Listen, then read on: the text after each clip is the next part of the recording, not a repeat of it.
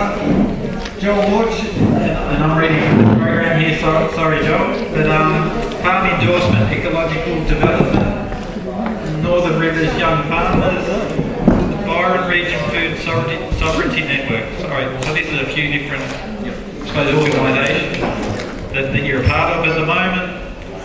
Going to be talking about lessons learnt from setting up FEED in northern New South Wales, which is the Farm Endorsement Ecological Development. Joel is a passionate science graduate turned young farmer turned social activist from the Northern Rivers of New South Wales. He was instrumental in establishing Future Feeders, a young farmers hub, peer support and community farming, propagation based primarily at Bimby Community Gardens. He's an active founding member of the Northern Rivers Young Farmers Alliance and a founding member of the Byron Region Food Sovereignty Network. He's currently developing FEED, a regional ecological agriculture participatory guarantee system as an alternative to third-party certification. I'd like to hand you over to Joel.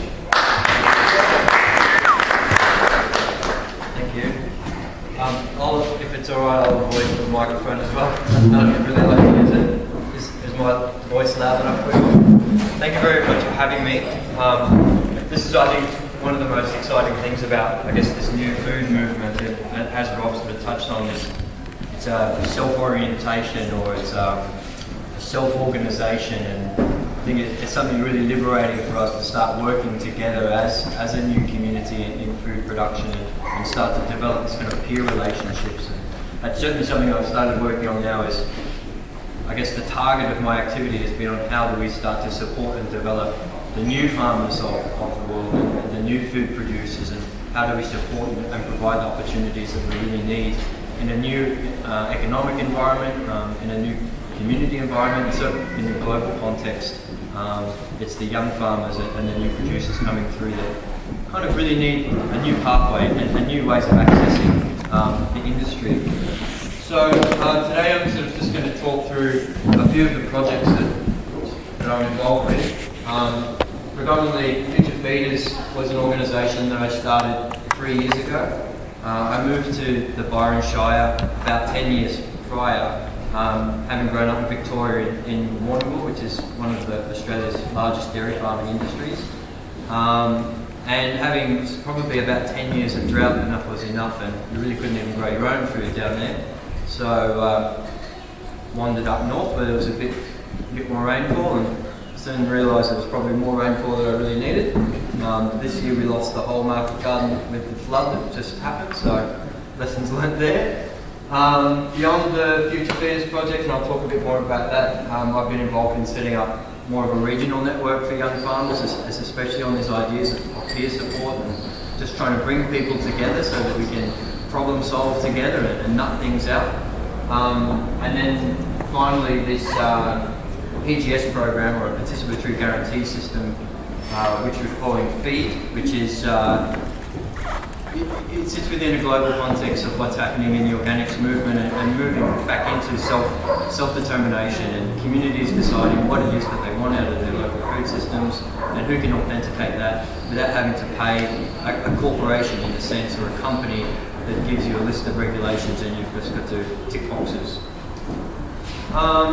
So I guess how I've come to this, and I'll just give you a bit more context so you kind of understand where I've come from. I finished a science degree in Melbourne. I was really involved in sort of the guerrilla gardening movement that was happening at the time, urban permaculture, and looking at urban food systems, and starting to investigate issues with food justice and how people in poorer demographics could access clean and local food. So there was a tie between my interest in activism, and I had done some work with Greenpeace, especially around issues of the big GM push at the time. And then having worked on farms when I was a kid, and then as a retailer in an organic food store, sort of all this picture started to be developed for myself, and I realised that if I wanted to have a really big impact on the environment and in my communities, then actually growing food was probably the most powerful thing I could do. And then there was all these amazing ways that I could tie in the skills that I had done a photography degree, so I had all the kind of marketing skills.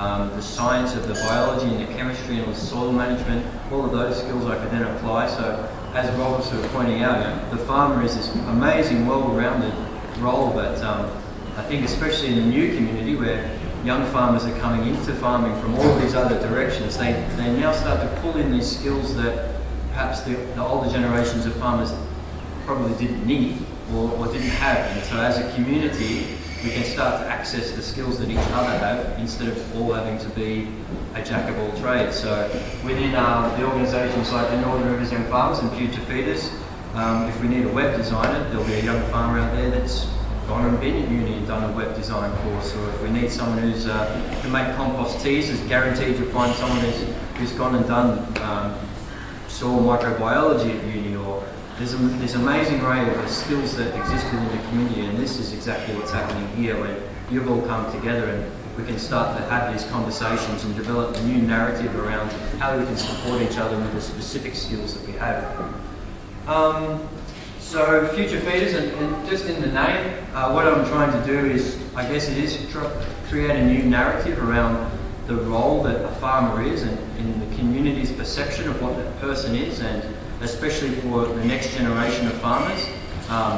We have almost an identity crisis. If you talk to a young person in the city who might even in any way conceive being a farmer, they've got this idea that generally it's a man, and it's probably a lonely man standing in a paddock that probably works most of the time on their own. And that is a really unappealing vision for anyone who might consider moving into agriculture. And so I'm trying to create a new cultural identity for what a farmer is. And for me, it's someone who grows food and it feeds the community. So feeder for me is, I guess, there's a new picture to start creating, and to start to lose that old idea around who it is in the community and that role and the role that that person places.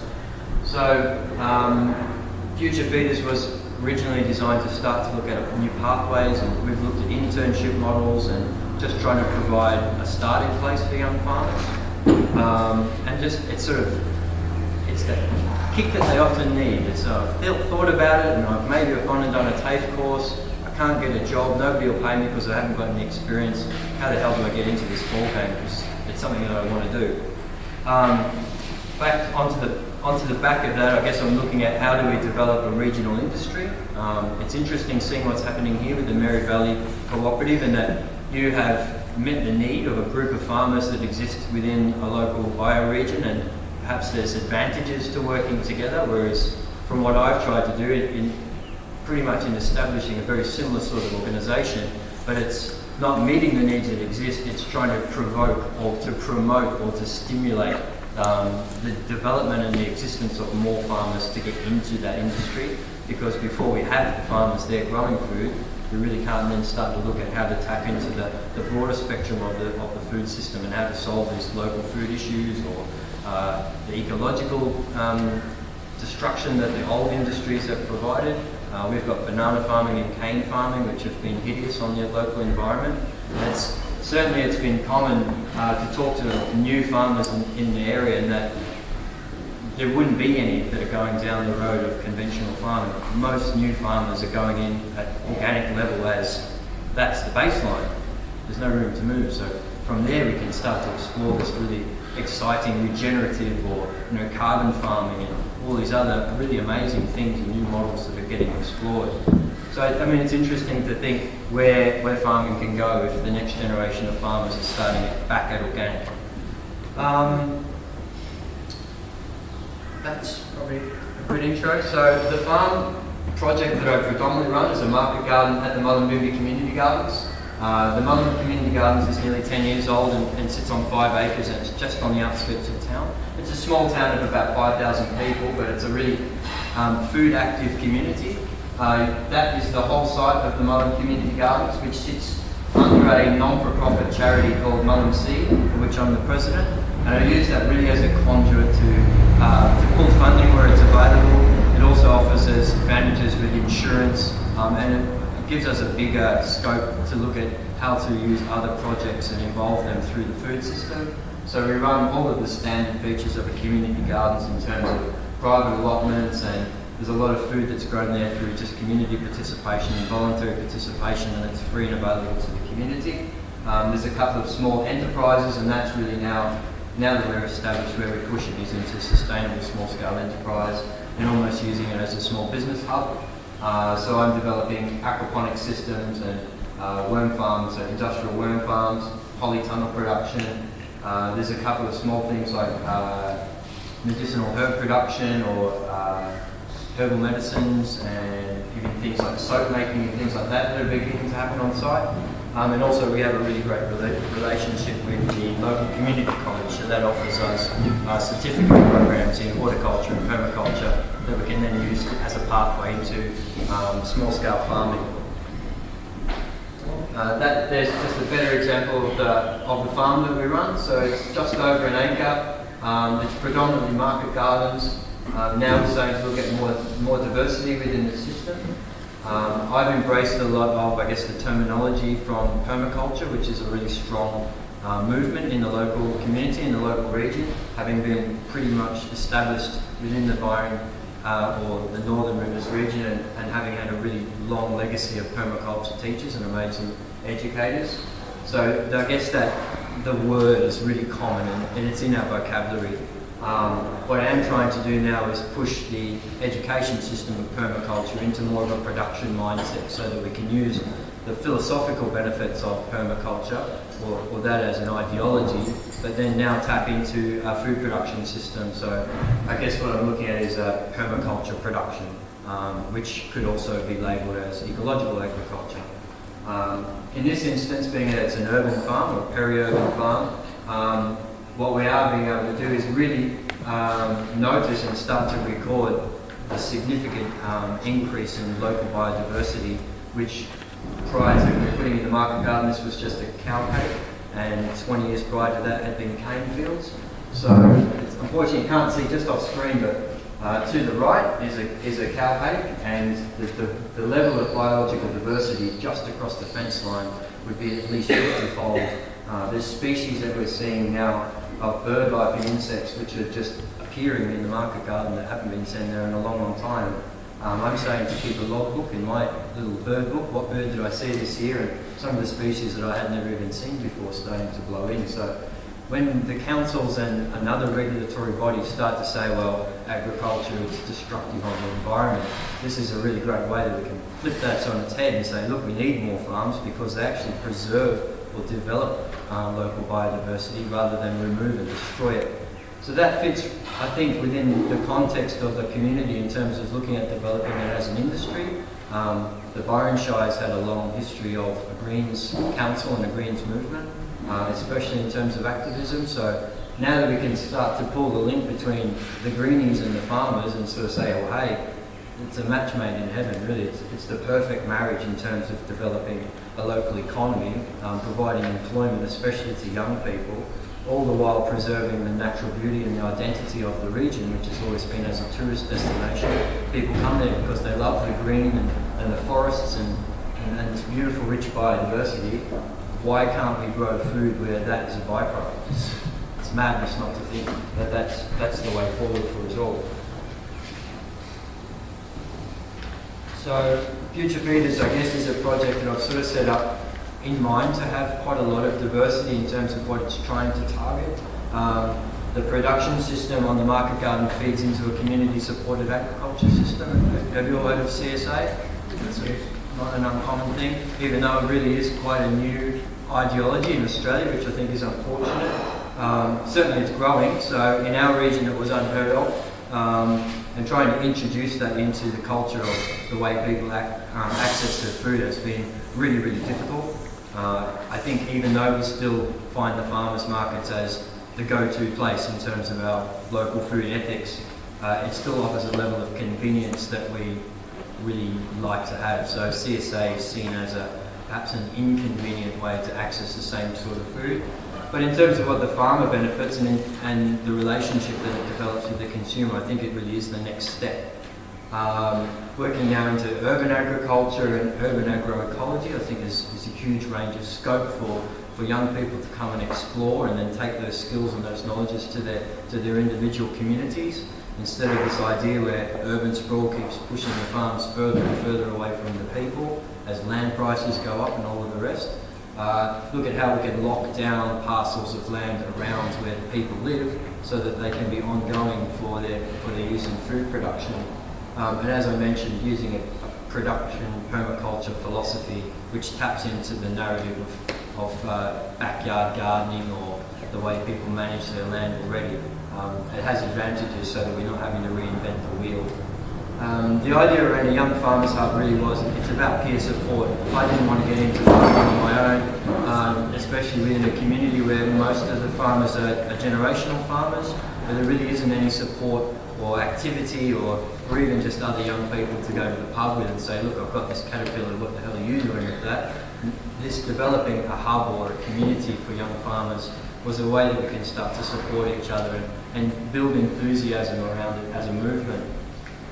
There was other reasons to look in that way, and I guess I'm starting to, within a systems framework, is having it as a business cooperative so that we can benefit from resource sharing or just the scalability that often as a startup farmer you can't achieve from the go-get.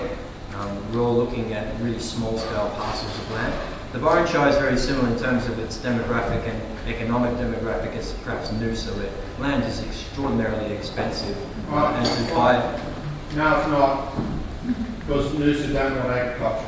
Well, it's very similar in the Byron Shire, so yeah, definitely happy to change that. But to buy a piece of real estate along the coastline anywhere really is almost exclusive for agricultural use. It becomes too expensive to farm on, which is really unfortunate, because the East Coast is where all the people are. So looking then into collaborative food systems, how do we get consumer groups and consumer advocacy groups to work with the new farmers, and how do we get the new farmers to work with the council, and working in with New South Wales Health and trying to work on preventative health with the food system rather than people going to the doctors. Joel, what's your organisation set up as? Is it a co-op? Cooperative or it's a... We would likely register as a cooperative business model this year if we get there. At the moment, everything is run through Mullum Seed, which is a registered non-for-profit, but it's an incorporated association. We have tax deductibility, DGR status as well, so it's an environmental charity. That organisation is interesting in that we offer 2 levels of partnership to other community organisations so that they can benefit from that service. We have projects and partnerships, so other organisations which are already incorporated can have a partnership and they can access our DGR status and our public liability insurance and our governance structure. And an organisation like my own, which is sort of set up in mind to be a cooperative but not there yet, it becomes a project. So in terms of what the government sees, we're all just a part of a much bigger organisation.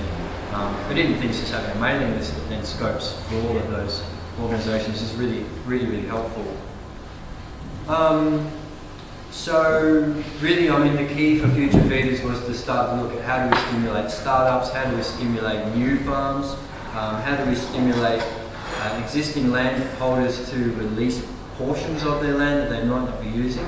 And certainly you see it around here, you see it around everywhere where there was an active farming community, and for the last 10, 20 years it's sort of started to deplete. You just see cow paddocks, or you see 100-acre lifestyle blocks, which is just extraordinary in my mind. In the Byron Shire it's so prevalent. Wealthy people from the city buy 100 acres and have 5 cows and they visit once or twice a year. It's such a poor use of land. And then you see it's a big weed issue as well. So land degradation is as a result. And then you have young people in the community who can't afford to live there or can't find employment and just crying out for access to land. And it's trying to marry those 2 things. And there's a side project that I've set up, I'll talk a little bit more about, that's trying to help with that social dynamic. So here, FarmLinks is a side project of Future Feeders, which has a 2-way kind of interactive, it's sort of almost like a dating profile, really. It's for landholders to pop up a profile of their land and they can say, here, this is who we are, this is where we are, this is what we're interested in seeing happening on our land, this is what resources we've already got available. Is there anyone out there who might want to come and value add to our land or improve a portion of our land? I think what now needs to happen is that real estate markets and things need to reflect that a market garden or a food production system on the land actually increases the value. And now we need to start looking at how do we include governance structures so that a young farmer who would set up a land on a 10-year basis can have ongoing access to land even if the land is sold. It's certainly been the case for myself. I've moved on from 3 farms in the last 5 years after the land's been sold. It's straight from under my feet. You've got absolutely no control over it, even if you've invested. So, I mean, it just makes getting into the game really, really high risk. And now having to look at other ways of accessing land through community land trusts. We're starting to tap into the old MO structure, which was a common thing in the Byron Shire when through the Aquarian age when the hippies moved out of the city and started to develop these MO structures. So looking at other ways of accessing land that don't depend on the real estate market. What's an MO? Multiple occupancy. So it was a way that people could move onto large pieces of land without having to buy the land under a single title. So they bought shares together. And they've made it really, really difficult to do now, in that you can't borrow money to buy a share. You can't borrow money from the bank to buy a share on an MO. You had to pay cash, which in the 60s was fine because you could buy 10 acres for $300. Now that 10 acres is worth $300,000, even if it doesn't have a house on it. So to pay cash is just ridiculous. But that's the place that we've come to, so that's the problems that we have to start dealing with. So looking at these other parts of the food model, the CSA is certainly sort of starting to push the boundaries, land share models, the PGS, which I'll talk about more, the Participatory Guarantee System, is enabling people to have integrity within the food system without having to pay another third party to certify the way that you grow your food, which in many cases, if you're not selling outside of your region, is ridiculous. Why would you pay for an organic certification? And then how do we access community finance to develop food production systems for the community, so community ownership. And in many ways the CSA is a foundation for that. And the market garden that I've set up, which is on community land, so we lease land from council, is in one part. It's like that, so the community own that project, they own the land, they own the business. And they can start to steer that in the direction that the community needs. And at this point, I'm just happy to be a custodian there and to channel the energy where it's required. So yeah, I guess that is the key to what I'm trying to, the key problem I'm trying to solve. The average age of an Australian farmer is 58 and it's getting older. The average is growing because there's less and less young people moving into agriculture to drag the average down. And when you look at that simply as a statistic, in 10 years' time, more than 50% of our Australian growers ought to have been retired already. And we know that farmers work longer than any other profession, so that then becomes an even more difficult part of this whole who is going to grow our food rather than how is it going to be grown. And that's not just in Australia, that's happening globally. The global farmer population is getting old and tired and not bringing new ideas in a lot of cases as well. So the next generation of farmers really has an opportunity to be more innovative or to access the markets in a more dynamic way, or to respond to really big social challenges or things like climate change.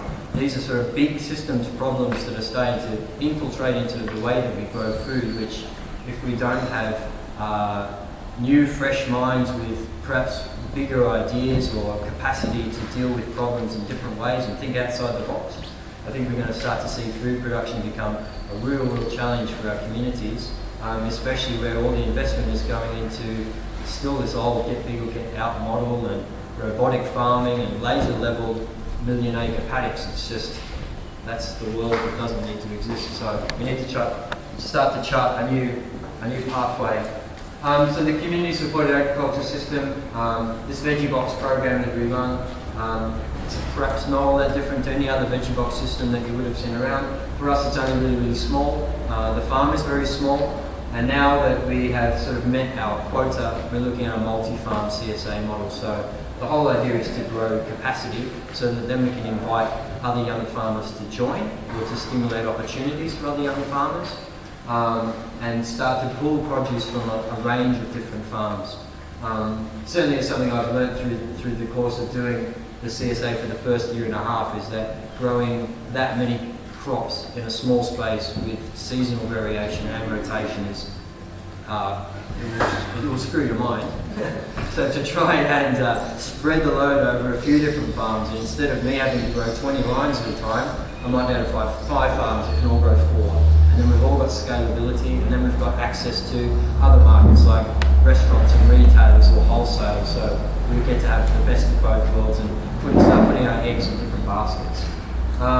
We're now starting to look at, well, this week we'll be teaming up with a local food cooperative, so we'll be able to start putting dry goods into the CSA veggie boxes as well, and to then diversify into like a pod, a food pod distribution model. So almost sort of what Rob's been doing really, that pulling multiple businesses together to offer the same service, and we do distribution pods instead of a door-to-door service. So we might have a satellite suburb that doesn't have a local food retailer, and we can just find somebody's front yard that we can dump 20 boxes on in the morning, and then the customers from that street or that community just come pick them up and off they go. Do people buy in for a month, or are they paying per box, so it varies all the time, or what sort of commitment does the consumer need to have? Sure. We will probably review it, but for the last year and a half I've had 2 tiers of payments. So we did it by seasonal subscription, and we just followed the season, so it was a 3-month subscription, or we offered a casual opt-in, opt-out when there was excess produce available, which meant that we could move glut, which was really, really good. Yeah. And we just put the price up, so anyone who wasn't prepared to make the commitment paid through the nose. They paid the full price, yeah. And the customers that made the commitment benefited from having to reduce prices. So we were able to offer both.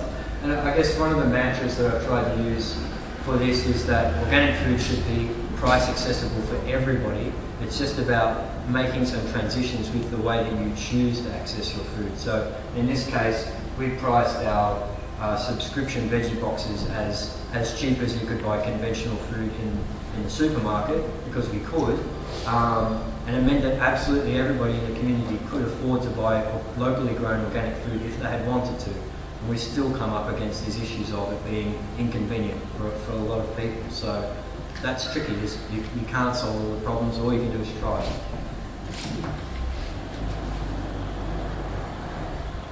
I guess on that what we start to see is that the statistics are that if Australians ate the recommended daily dose of vegetables, there isn't enough vegetables grown in Australia to feed Australians.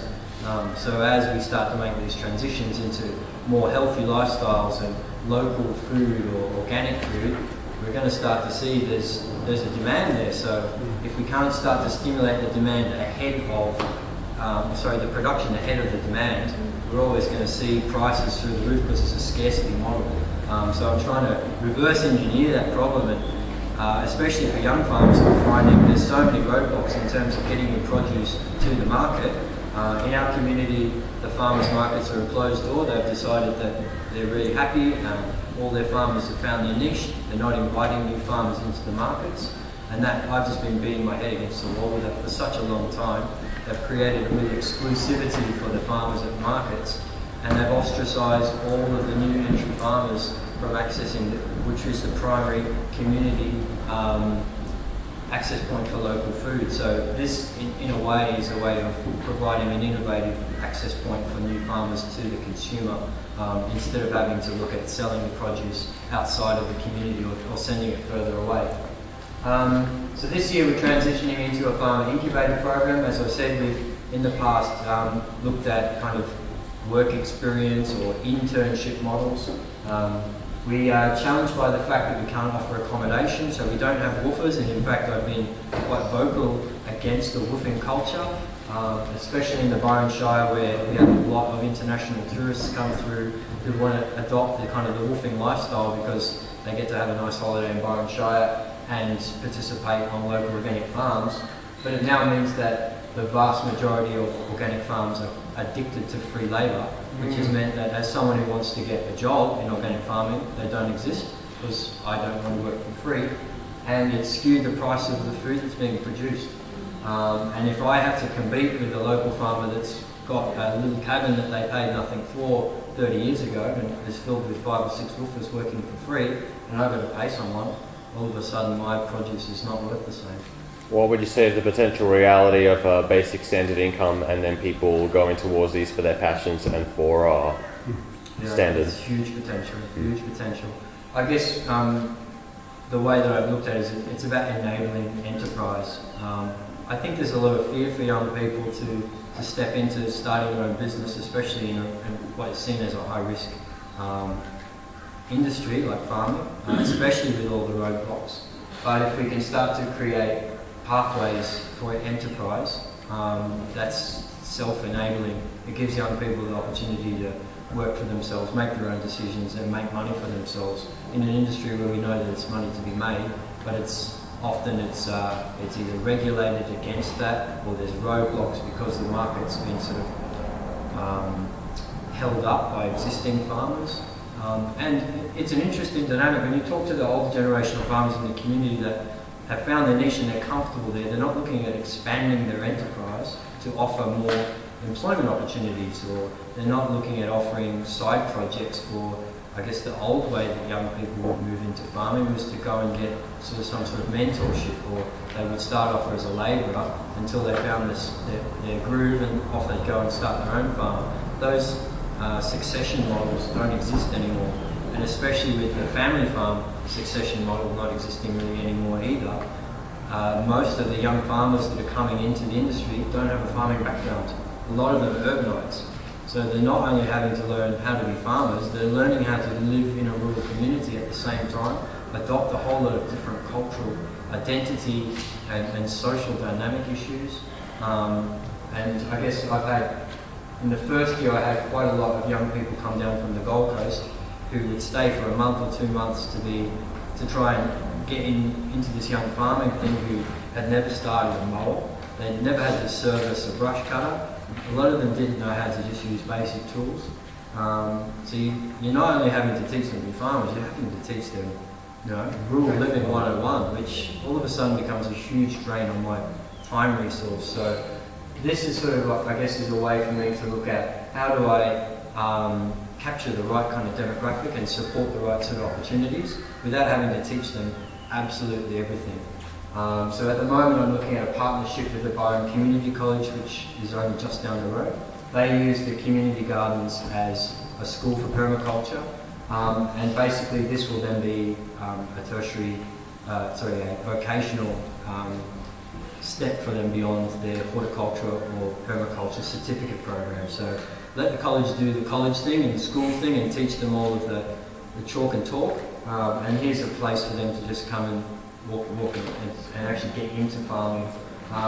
Basically I've set the farm up, all the infrastructure is there, the irrigation is there, there's machinery in the shed, there's a pile of fertiliser, there's compost systems, there's beehives, there's aquaponics, there's you name it. I want someone to walk in and say, all right, I'm going to run this farm for the next 12 months, and if I've got a problem, can I call you? And that's how it'll be. The income that they can generate from that model will then stimulate their opportunity to step out of the farm and into their own farm enterprise in the following year. And we hope by that point that we'll have already found them a piece of ground within the local community that we might even have had the chance to have cultivated and put a green manure cover crop in, so they can hit the ground running in the following year. And we see this model is already working outside of the Byron Shire. It's certainly not, I'm not starting something that's new. I have pickpocketed from the other great projects which are happening around. There's a really good project very similar to this happening on the Sapphire Coast through SAGE, and their organisation is set up very similar to what we've got at the Mullen Community Garden, so there's advantages in that. The Wollonga Farmers Markets have a farm incubator program, and they throw $10,000 at a young farmer every year as a Kickstarter, and that gives them a small business management course and marketing strategy and everything. Sorry, where was that one? Wollonga. Yeah, Wollonga, which is just outside of Adelaide. I don't remember how to spell it. W-I-L-L-U-N-G.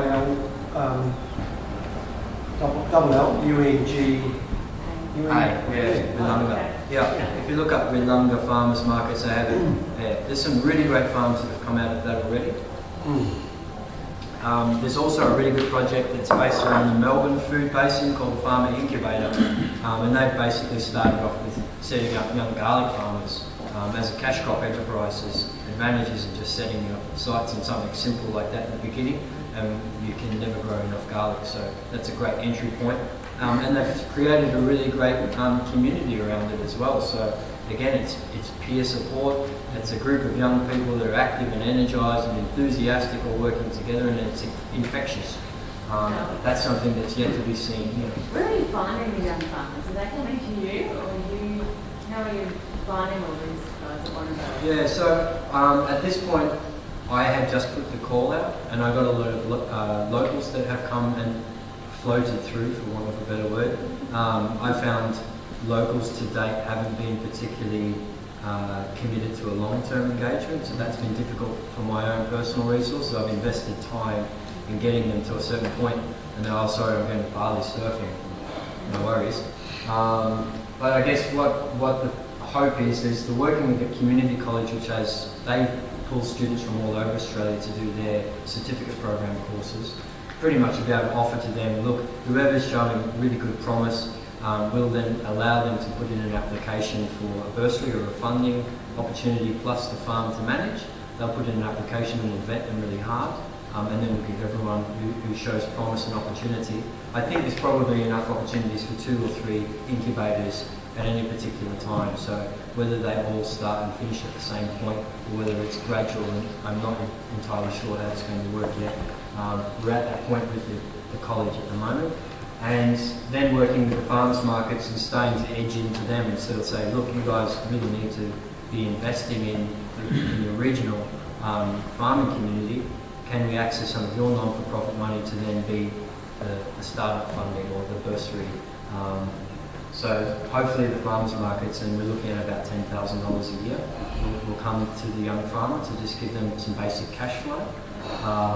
The community college will be able to offer the young farmers like a small business management course on top of things. So they'll kind of hopefully get a really well-rounded learning opportunity where they're actually farming, they're doing small business management, they've got a little bit of cash to get them through. They've got a range of farmers within the community they can call on at any time or use a social media platform for advice and support, and everything is ready to go. They don't have to start a farm from scratch. This was something I learned in my first year and a half of just setting up a farm, and there's no way I could make any money, but I'm still having to work 5 days a week or more. It's like pulling my hair out going, well, something's not working, I can't work out why it is. Now I know. Sam Marwood from Cultivate Farm in Victoria. Absolutely. He's got so many people want to be farmers. Yeah, but can't afford the start-up cost to buy the farm and put capital in the infrastructure. So if you're looking, so if you Google Sam, he's a great guy. He's just got oodles and oodles of Sam Marwood, Cultivate Farm is the name of his business. Cultivate Farm. While we're talking about this time resource, do you get to collect a wage yourself, or you're investing all this time as a volunteer? Do you have a core group of people who are helping you to initiate feed, like 4 or 5 people who volunteer time? Or? I wish. At the moment I'm kind of just doing it for the crazy love of doing it in the hope that it'll work out. Where I've come from to where I've got to, I think, is a success in itself. And at some point I've had to realise, am I putting the cart before the horse? But none of it was happening, and there wasn't a culture around developing opportunities. The farming community was quite comfortable, and nobody's breaking out of comfort. And without doing that, there's no innovation, and then there's no opportunity. And because it's such an expensive place to live, if we can't support and stimulate opportunities, I didn't think I could see it happening. But even having got to where we've got to now, we've made some really great inroads with council in terms of turning their perspective on local agriculture and small-scale farming. I mean, they've got crazy targets like their CO2 emissions, so we're going to be 0 emissions in 2020, but they're not looking at agriculture as probably the low-hanging fruit in terms of balancing carbon output with locking it in the ground. So that, again, is pulling together these ideas of environmental activism with growing foods, plus stimulating a local economy, especially in our area where there's a growing youth unemployment issue, which I guess is reasonably standard. Got a huge issue with under-housing. There's simply not enough long-term accommodation.